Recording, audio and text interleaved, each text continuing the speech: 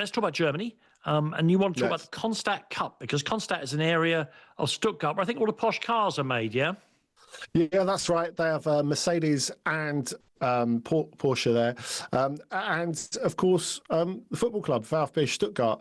And they have, talking of factories, undergone an amazing transformation. It's Cannstatt's Cup because the Cannstatters, which is what they call them, have won a trophy for the first time in over 20 years.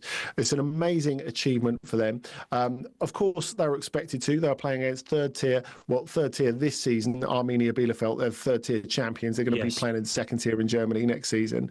But even though Arminia became the first third tier team to score in the DFB Pokal final, by that point, Stuttgart were 4-0 up. They had a rocky little start, and then they played their way into it and took it away with their superior quality, forced some errors from Arminia Bielefeld, went 4-0 up. There was a little wobble at the end when Arminia Bielefeld got a couple back. But Stuttgart got it over the line. And this is worth underlining, because even though people will look at Arminia Bielefeld's story and say, well, look, they beat 4 top-flight teams on the way, including last season's champions and double winners Leverkusen in the semi-final, which is the result of the season in the DFB Pokal. We need to give some credit to Stuttgart, because this is a club that under Sebastian Hoeneß, nephew, of course, of Uli Hoeneß and son of Dieter. So strong Bayern Munich connections. And yes, they did try and get him before they got Vincent Kompany, etc., etc. Yeah. Because he's not just well connected, he's an incredibly admired coach, and he deserves to be admired. He took them over when they were right in a mess at the bottom. They'd been terrible for a while. He steered them away from relegation. Then the following season got them into second place in the Bundesliga. That was last season, which qualified them for this season's Champions League. Even though they went out of the group stage, they played far more creditably than the results would suggest. I mean, they could have won at the Bernabeu, for goodness sakes, if you go back to match day 1. And he's done it each time, losing a couple of key players. So at the beginning of this season, he lost Seru Girassi and Valdemar Anton to his captain, his top goal scorer, to Borussia Dortmund. You go back the year before that, they lost Endo, who was not expected to go. They lost him quite late on in the window, having lost Mavropanos as well. Yep.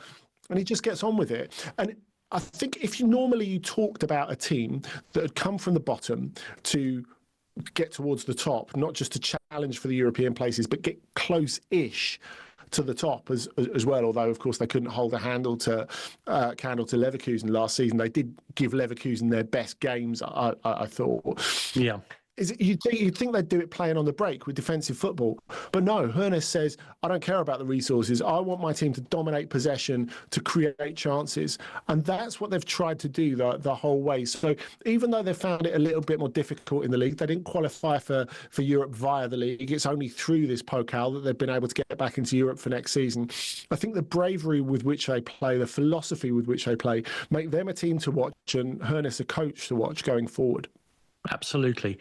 The aforementioned Leverkusen, Florian Wirtz will be leaving, we understand. I presumed, because that's where I've been conditioned to think about German football, that he would go to Bayern Munich. It looks like he's going to sign for Liverpool.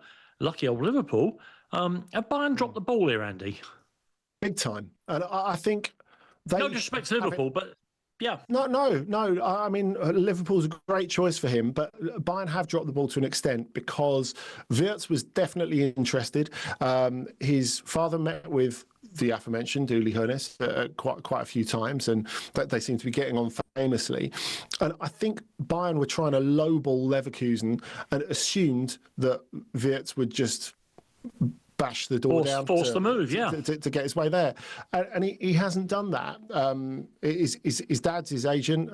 They're a close family. They consider things over a long period of time. Look, if Liverpool get him, this is, I think, an absolutely great pickup.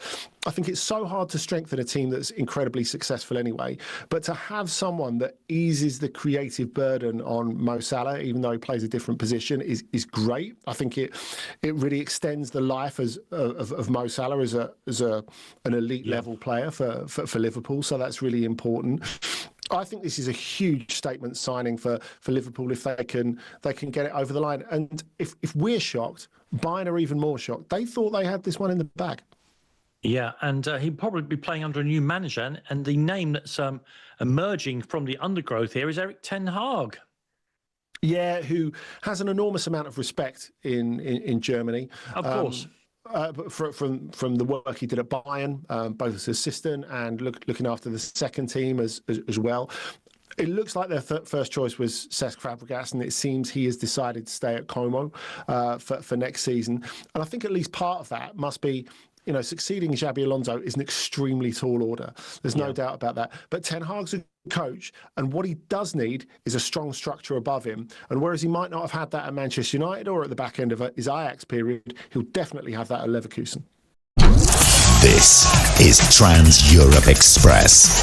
Sunday nights from 9 on AM, on DAB, via the talkSPORT app and on your smart speaker.